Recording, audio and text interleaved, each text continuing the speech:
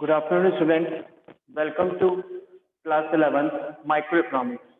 Today we are going to start our chapter number 9, that is theory of supply. आज बेटा हम अपना chapter 9 start करेंगे theory of supply. Theory of supply कुछ मिलता जुलता है डिमांड के जैसा. जब हमने अपना थ्योरी ऑफ डिमांड वाला चैप्टर करा था तो हमने कहा था डिमांड क्या होती है. सबसे पहले हमने यही पढ़ा था व्हाट इज डिमांड. डिमांड क्या थी? किसी भी क्वांटिटी का वो अमाउंट या किसी भी कमोडिटी का वो अमाउंट या उसकी वो क्वांटिटी जिसे खरीदने के लिए कंज्यूमर एबल भी होता है और विलिंग भी होता है, जिसे खरीदने की कंज्यूमर इच्छा भी रखता है और उसे खरीद भी सकता है during a given period of time at a price which is available on it in the market. जिस प्राइस पर वो मार्केट में अवेलेबल होता है. ऐसा ही कुछ सप्लाई है. डिमांड हमने देखा था from the point of view of consumer, but supply हम देखेंगे from the point of view of producer. Producer के पॉइंट ऑफ व्यू से, क्योंकि अब हमारी प्रोड्यूसर इक्विलिब्रियम की थ्योरी चल रही है, प्रोड्यूसर बिहेवियर चल रहा है, तो वहां पे हमारा चैप्टर थ्योरी ऑफ सप्लाई. तो सप्लाई कौन करता है? गुड कौन सप्लाई करता है? कौन गुड बेचता है? प्रोड्यूसर बेचता है.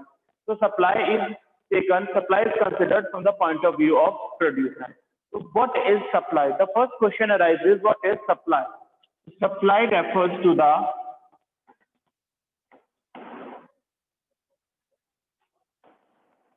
quantity of a commodity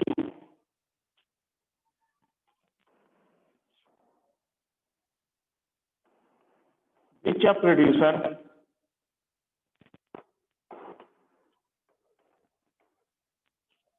is willing to sell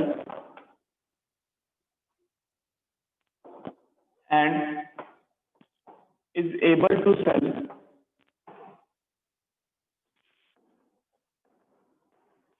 at a given price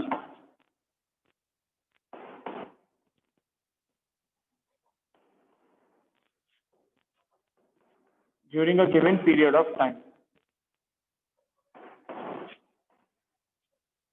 जो टाइम पीरियड चल रहा है उस टाइम पीरियड में वो कमोडिटी किस प्राइस पर प्रोड्यूसर इच्छा रखता है बेचने की और बेच भी सकता है मार्केट के अंदर, it is known as supply.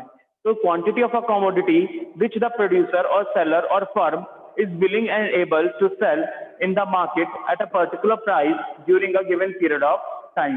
जो टाइम पीरियड हमारा चल रहा है उस टाइम पीरियड में वो उस कमोडिटी की कितनी यूनिट मार्केट में किस प्राइस पर बेच सकता है और बेचना भी चाहता है, that is known as supply. क्या क्या होना जरूरी है सप्लाई के अंदर? एसेंशियल. नेक्स्ट है बेटा हमारा एसेंशियल्स ऑफ सप्लाई. सप्लाई में क्या क्या होना जरूरी है? That is essentials of supply. First is quantity of a commodity.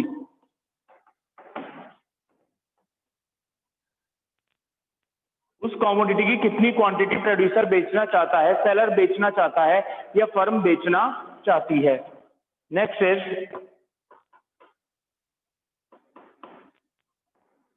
Willingness और एबलनेस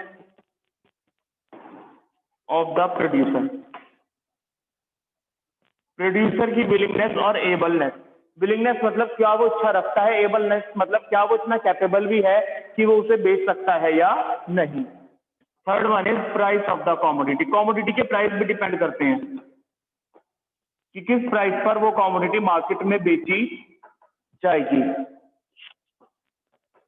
then next is period of time. Time period भी बेटा एक मेजर एसेंशियल है जो डिटरमाइन करता है कि कितनी यूनिट किस टाइम में बेचनी है. जो टाइम पीरियड चल रहा है हम उस टाइम पीरियड की बात कर रहे हैं. जो टाइम पीरियड हमारा चल रहा है हम उस टाइम पीरियड की बात कर रहे हैं कि उस टाइम पीरियड का होना भी जरूरी है. जो टाइम पीरियड चल रहा है उस टाइम पीरियड के अंदर प्रोड्यूसर जो है वो उस कमोडिटी की कितनी क्वांटिटी बेच सकता है और कितनी बेचने की इच्छा रखता है जिस प्राइस पर वो मार्केट में अवेलेबल हो सकती है उस प्राइस पर. तो that is known as supply. तो सप्लाई का बेटा सिंपल सा मतलब क्या हुआ? प्रोड्यूसर किसी भी क्वांटिटी की किसी भी कमोडिटी की वो क्वांटिटी वो अमाउंट जिसे बेचने की प्रोड्यूसर इच्छा भी रखता है और बेच भी सकता है. जो टाइम पीरियड चल रहा है उस टाइम पीरियड में जिस प्राइस पर वो अवेलेबल मार्केट में हो सकती है उस प्राइस पर, that is known as supply. Next we have a difference between stock and supply. Next बेटा हमारे पास है difference between stock and supply. Stock और सप्लाई में डिफरेंस.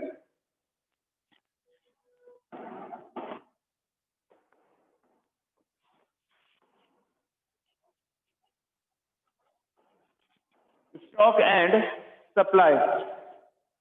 स्टॉक मेजर करते हैं, स्टॉक का मतलब है बेटा total quantity of a commodity, commodity की वो total quantity which is available with the producer, जो प्रोड्यूसर के पास अवेलेबल होती है at a particular point of time, तो वो होता है हमारा स्टॉक। तो at a particular point of time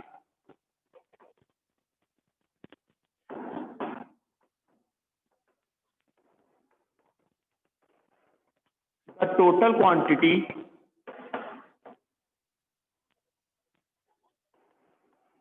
of the commodity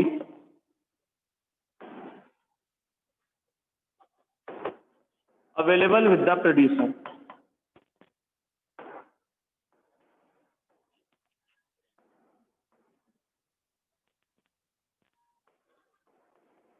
is known as stock। उसे हम कहते हैं बेटा स्टॉक। एक पर्टिकुलर पॉइंट ऑफ टाइम पर प्रोड्यूसर के पास कितना अमाउंट है उस कमोडिटी का, that is known as stock. उस पर्टिकुलर कमोडिटी का कितना अमाउंट प्रोड्यूसर के पास अवेलेबल है उसे हम कहेंगे स्टॉक। सप्लाई का मतलब क्या है? सप्लाई हमने देखा था, it is the quantity of a commodity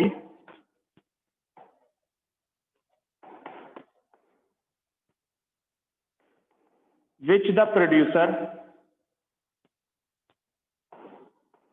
is willing and able to sell at a given price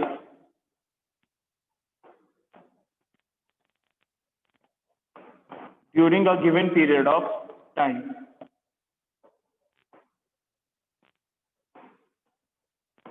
जो टाइम पीरियड चल रहा है, अगर उस टाइम की बात करें तो एक पर्टिकुलर टाइम पे प्रोड्यूसर के पास उस कमोडिटी का कितना अमाउंट है, दैट इज स्टॉक। एक जो टाइम पीरियड चल रहा है उस टाइम पीरियड में प्रोड्यूसर अपनी क्या इच्छा रखता है कि वो उस क्वांटिटी, उस कमोडिटी की कितनी क्वांटिटी बेचना चाहता है या कितनी क्वांटिटी बेच सकता है, that is known as supply. तो बड़ा कॉन्सेप्ट क्या हुआ बेटा? Stock. Stock is larger than supply. Stock बड़ा है किससे? सप्लाई से, क्योंकि पर्टिकुलर पॉइंट ऑफ टाइम पर जो अमाउंट प्रोड्यूसर के पास होगा उसी में से ही तो वो सप्लाई करेगा। तो हम ये कह सकते हैं supply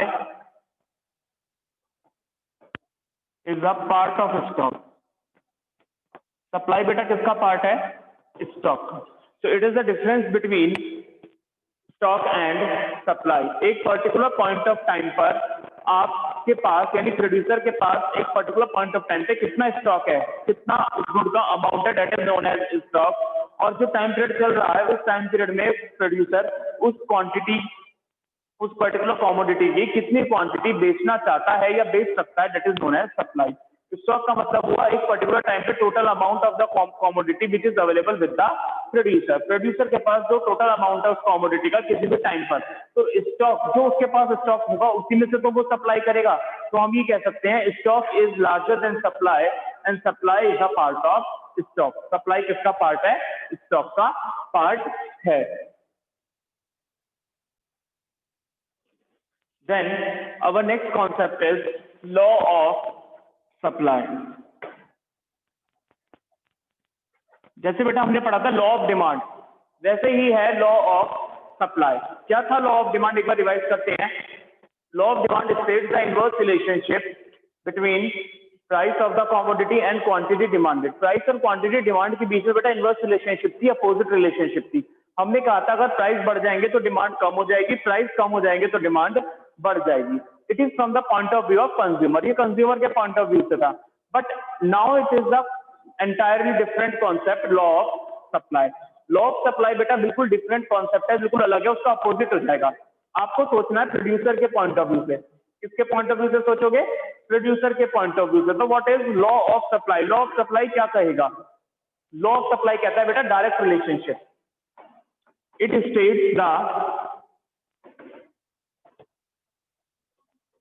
direct relationship. Direct relationship है किसके बीच की? बिटवीन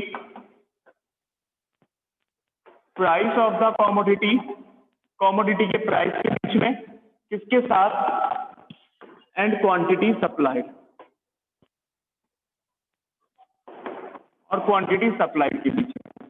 तो सप्लाइड और प्राइस के बीच में कैसे रिलेशनशिप आएगी बेटा, डायरेक्ट रिलेशनशिप। डायरेक्ट रिलेशनशिप मतलब जैसे प्राइस बढ़ेंगे तो प्रोड्यूसर उसकी सप्लाई ज्यादा करेगा, प्राइस उसके कम हो जाएंगे तो प्रोड्यूसर उसकी सप्लाई कम कर देगा। तो it states the direct relationship between the price of the commodity and it's quantity supplied if other things remain constant.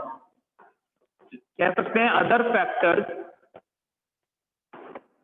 Remain constant, बाकी सारे फैक्टर कैसे रहेंगे, कांस्टेंट रहेंगे। कांस्टेंट रहने के बाद प्राइस और सप्लाई के बीच में कैसे रिलेशनशिप होगी, डायरेक्ट रिलेशनशिप होगी। देखते हैं कैसे। If price of the commodity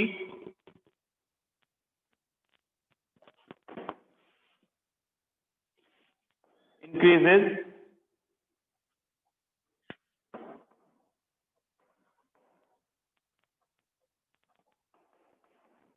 then quantity supplied also increases, quantity supplied भी बढ़ जाएगी। and if price of the commodity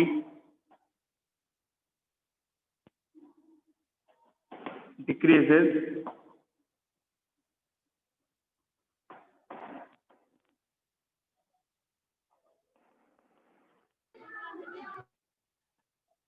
quantity supplied also decreases, quantity supplied भी डिक्रीज हो जाएगी। तो लॉ ऑफ सप्लाई यही कहता है कि प्राइस और क्वांटिटी सप्लाइड के बीच में डायरेक्ट रिलेशनशिप होती है। अगर किसी कमोडिटी के प्राइस बढ़ जाएंगे तो प्रोड्यूसर उसकी सप्लाई ज्यादा कर देगा, प्रोड्यूसर उसे ज्यादा बेचना चाहेगा। क्यों? क्योंकि प्राइस बढ़ जाएंगे, प्रोड्यूसर का प्रॉफिट मार्जिन भी बढ़ जाएगा। अगर किसी कमोडिटी के प्राइस कम हो जाएंगे तो प्रोड्यूसर उसकी सप्लाई को कम कर देगा, क्योंकि उसमें प्रॉफिट मार्जिन कम हो जाएगा। इसलिए तो इसी वजह से डायरेक्ट रिलेशनशिप बनती है प्राइस और उसकी क्वांटिटी सप्लाइड के बीच में। जो कौन बताता है हमें? Law of supply. तो law of supply states the direct relationship between the price of the commodity and quantity supplied. The next है बेटा सप्लाई। सप्लाई कितने तरह की होगी? सप्लाई दो तरह की होगी, individual supply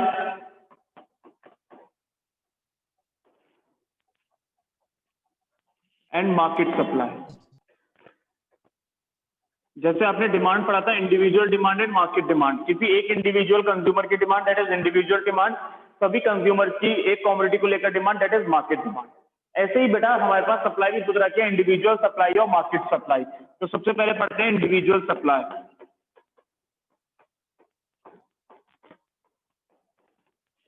what is individual supply? Supply of N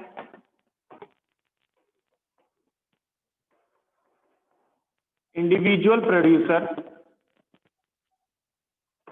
या फर्म या सेलर। किसी भी इंडिविजुअल फर्म या किसी भी इंडिविजुअल प्रोड्यूसर या इंडिविजुअल सेलर की सप्लाई क्या होगी? हमारी इंडिविजुअल सप्लाई होगी। या हम ये कह सकते हैं individual supply is the quantity of the commodity which a single seller is willing to buy, which a single seller और producer is willing to sell and able to sell at a given price during a given period of time। जो time period चल रहा है उस time period में जिस price पर वो कमोडिटी अवेलेबल हो सकती है मार्केट में, उस प्राइस पर एक इंडिविजुअल सप्लायर, एक इंडिविजुअल प्रोड्यूसर या एक इंडिविजुअल फर्म या एक इंडिविजुअल सेलर अपनी क्या इच्छा रखता है, क्या उसकी कैपेबिलिटी है कि वो उस कमोडिटी को कितनी सप्लाई कर सकता है मार्केट में, that is known as individual supply. Then इसी में बेटा हमारा individual supply schedule। What is individual supply schedule?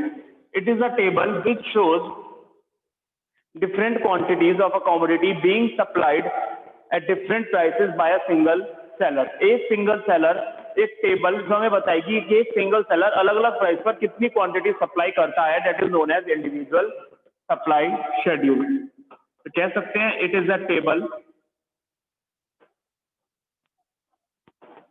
which shows different quantities of a commodity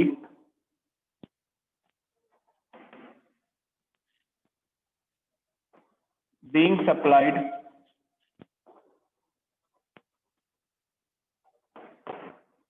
at different prices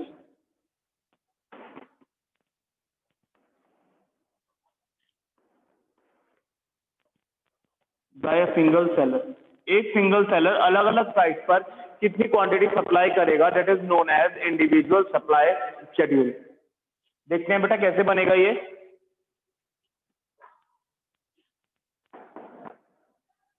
price लेंगे, सप्लाई लेंगे, हमें लॉ ऑफ सप्लाई ध्यान रखना है। लॉ ऑफ सप्लाई क्या होता है, डायरेक्ट रिलेशनशिप बताता है। सपोज प्राइस 10 थे तो सप्लाई थी 100, प्राइस 20 हुए तो सप्लाई हो गई 200, जैसे जैसे प्राइस बढ़ते जाएंगे सप्लाई भी बढ़ती जाएगी, प्राइस 30 हुए तो सप्लाई हो गई 300। That is known as individual supply schedule. ये है बेटा हमारा इंडिविजुअल सप्लाई शेड्यूल। तो इंडिविजुअल सप्लाई शेड्यूल क्या होता है, एक टेबल जो हमें बताती है different quantities of a commodity being supplied at different prices. अलग अलग प्राइस पर कितनी क्वांटिटी की कमोडिटी सप्लाई होती है, या एक इंडिविजुअल सेलर, एक सिंगल सेलर कितनी क्वांटिटी उसकी सप्लाई करता है अलग अलग प्राइसेस पर। देन इसमें है बेटा इंडिविजुअल सप्लाई कर्व। अगर मैं इंडिविजुअल सप्लाई शेड्यूल को ग्राफिकली रिप्रेजेंट कर दूं तो क्या बन जाएगा वो, इंडिविजुअल सप्लाई कर्व।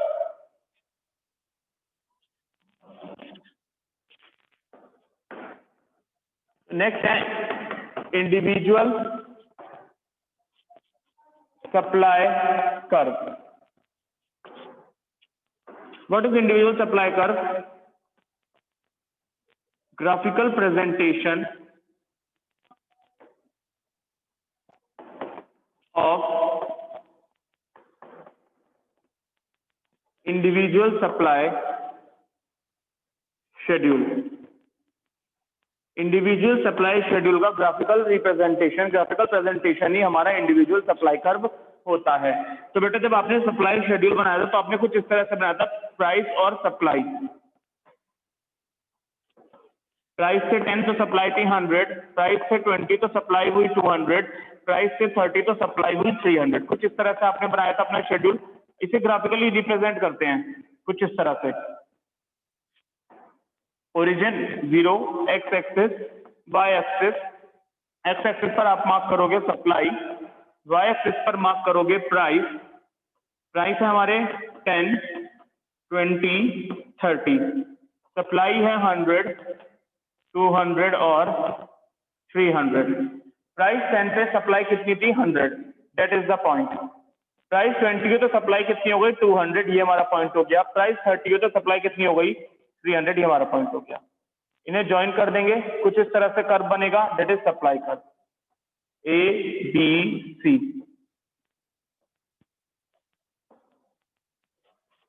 कुछ इस तरह से हमारा सप्लाई कर्व बन जाएगा।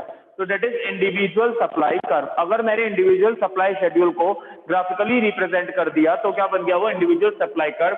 इंडिविजुअल सप्लाई कर्व बनेगा हमारा अपवर्ड स्लोपिंग, ऊपर की तरफ जाता हुआ, क्योंकि ये पॉजिटिव रिलेशनशिप होती है, डायरेक्ट रिलेशनशिप होती है between the price and quantity supplied.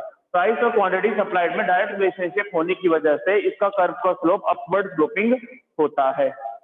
तो ये था बेटा concept of individual supply, individual supply का कॉन्सेप्ट। नेक्स्ट हमारे पास है कॉन्सेप्ट ऑफ मार्केट सप्लाई। बेटा क्या होती है मार्केट सप्लाई? मार्केट सप्लाई का मतलब है एक कमोडिटी को लेकर सभी सेलर्स की सप्लाई इन द मार्केट। तो market supply means supply of all the sellers in the market. Market में सभी सेलर्स की सप्लाई मिलाकर क्या बनेगी, market supply for a particular commodity. किसी भी पर्टिकुलर कमोडिटी के लिए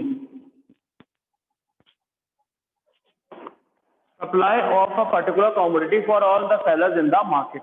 मार्केट के अंदर जितने भी सेलर हैं वो एक कमोडिटी की क्या सप्लाई करने की इच्छा रखते हैं या क्या सप्लाई कर सकते हैं, that is known as market supply. इसी में बेटा है market supply schedule.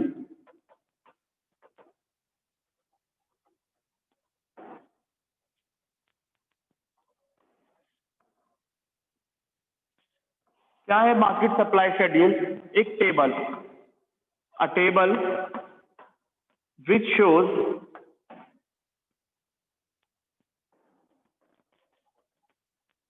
different quantities of a commodity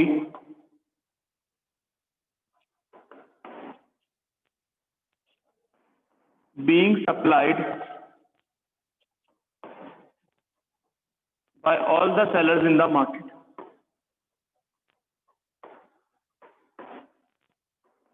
market में जितने भी सेलर्स हैं उन सभी सेलर्स की विलिंगनेस या एबलनेस कि वो एक कमोडिटी की कितना अमाउंट, कितनी क्वांटिटी उसकी सप्लाई कर सकते हैं या करना चाहते हैं, तो वो है हमारा मार्केट सप्लाई शेड्यूल। देखते हैं बेटा कैसे बनेगा। प्राइस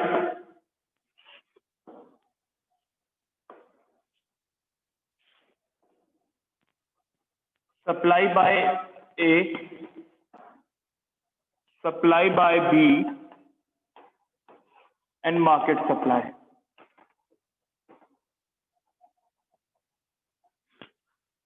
जब प्राइस 10 थे तो ए सप्लाई करता था 50 यूनिट्स और बी सप्लाई करता था 100। प्राइस 20 पर ए सप्लाई कर रहा है 100 यूनिट्स, बी सप्लाई कर रहा है 200 यूनिट्स। प्राइस 30 हो गए, बढ़ गए, तो ए सप्लाई कर रहा है 150 यूनिट्स और बी सप्लाई कर रहा है 300 यूनिट्स। तो ये है बेटा supply of A, supply of B, A की सप्लाई और बी की सप्लाई। अगर हमें मार्केट सप्लाई निकालनी है तो कैसे निकालेंगे? Horizontal summation, horizontal summation of individual supply, individual supply का हॉरिजॉन्टल समेशन करेंगे। जैसे प्राइस 10 पे ए की सप्लाई थी 50, बी की सप्लाई थी 100, तो टोटल सप्लाई कितनी हुई? 150। ध्यान रखेंगे हॉरिजॉन्टल समेशन करना है ऐसे, नॉट वर्टिकल, इस तरह से नहीं करेंगे, हॉरिजॉन्टली समेशन करेंगे। एक पर्टिकुलर प्राइस पर कितनी क्वांटिटी सप्लाइड हो रही है। प्राइस 20 हुए तो ए सप्लाई करता था 100, बी सप्लाई करता था 200, तो टोटल सप्लाई हुई 300। प्राइस 30 हुए, ए सप्लाई करता था 150, बी सप्लाई करता था 300, तो टोटल सप्लाई हुई 450। तो ये है बेटा हमारा market supply schedule. Then next है हमारे पास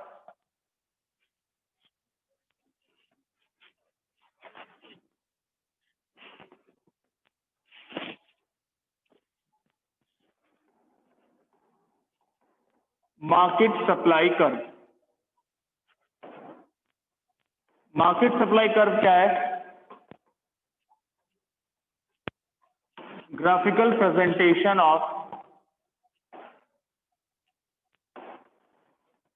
market supply schedule.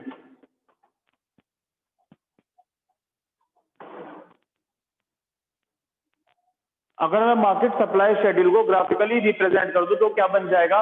Market supply curve. देखते हैं बेटा कैसे बनेगा ये।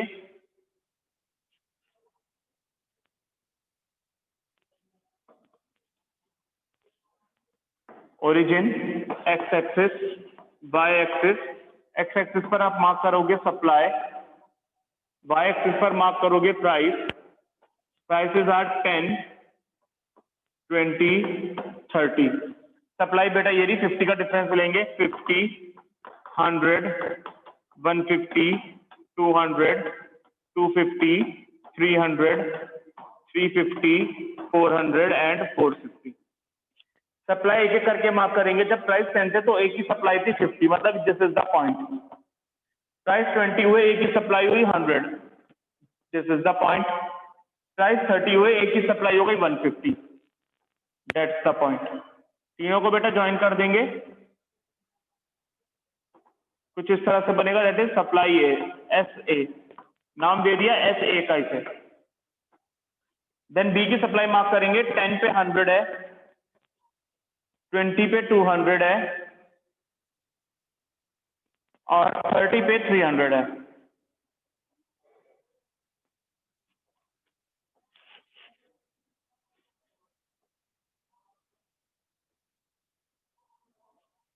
ये पॉइंट बन गया, तो इसे नाम देंगे supply B, S B, supply of B.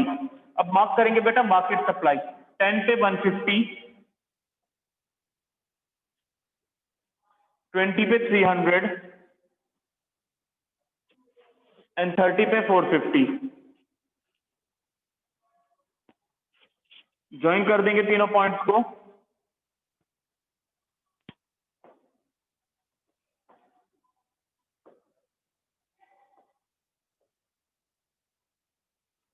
ये बन गया हमारा market supply, supply of the market, that is the horizontal summation of supply of A and supply of B. तो देखिए बेटा इसका स्लोप जो है बहुत कैसा है, बहुत कम स्लोप है, इसमें फ्लैटर शेप का है बिल्कुल, तो क्योंकि इन दोनों का समेशन है इसलिए इसमें स्लोप कम है, फ्लैटर शेप है इसकी इसलिए।